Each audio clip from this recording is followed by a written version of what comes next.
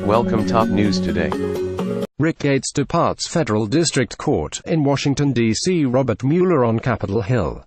Left by Alex Brandon, right by J. Scott Applewhite, both from APREXShutterstock.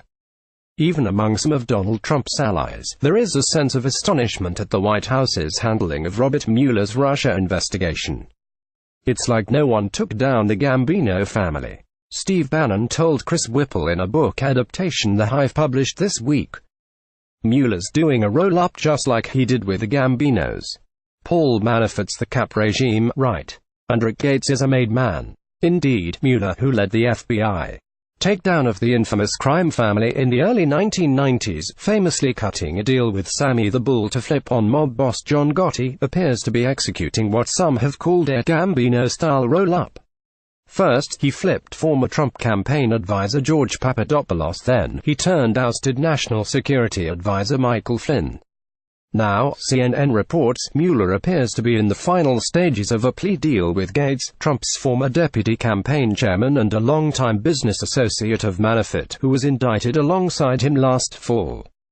The White House reportedly views Gates's testimony as a threat to Manafort, and not to the president. There'd be no anxiety here, a White House official told CNN when asked about the possibility that Gates will cut a deal. The charges against the two, after all, had nothing to do with Russian collusion. The 12 counts included failure to register as a foreign agent, false and misleading statements related to that registration, and 7 counts of improper foreign financial reporting, all as part of a broader conspiracy to launder millions of dollars from the consulting work in Ukraine into the United States. Manafort has pleaded not guilty, and is fighting the charges. But Gates, who has also pleaded not guilty, has been grappling with financial troubles and difficulties with his legal team. According to CNN, he has been in plea negotiations with Mueller's team of FBI investigators for about a month, and has already given an interview in which he would have revealed any knowledge he might have of criminal activity that could be traded for leniency or immunity in sentencing. What this means for the White House isn't exactly clear. While Manafort's reign as campaign chairman and Gates's role as his deputy were short-lived, the duo oversaw a series of events and interactions that have come under intense scrutiny in the ongoing Justice Department probe.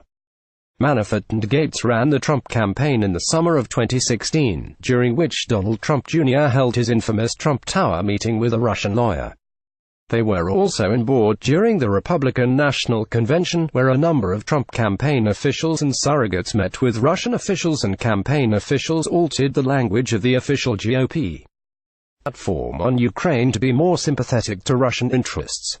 While Manafort was replaced by Bannon after the New York Times alleged that handwritten ledgers showed millions in undisclosed cash payments designated for Manafort in Ukraine, a claim Manafort denies. Gates continued to work with the Trump campaign through the transition, and served as a senior official on Trump's inaugural committee. It is entirely possible that Gates is only providing Mueller with additional evidence against Manafort, and not against Trump. But news of his cooperation should still worry the White House. As he did in the Gotti case, Mueller has moved systematically through the lower ranks of Trump world up through the president's inner circle in his efforts to shake out the truth.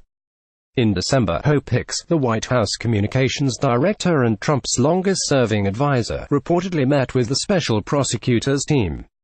Bannon, who served as White House senior strategist after the election, sat for approximately 20 hours worth of interviews over the span of multiple days earlier this week.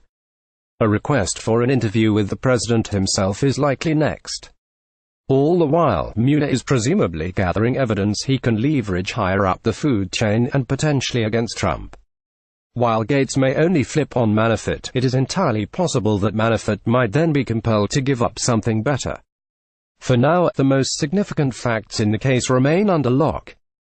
Adam Schiff, the top-ranking Democrat on the House Intelligence Committee, said Tuesday that the panel has discovered evidence of collusion between the Trump campaign and the Russians during the 2016 campaign, as well as evidence of subsequent obstruction.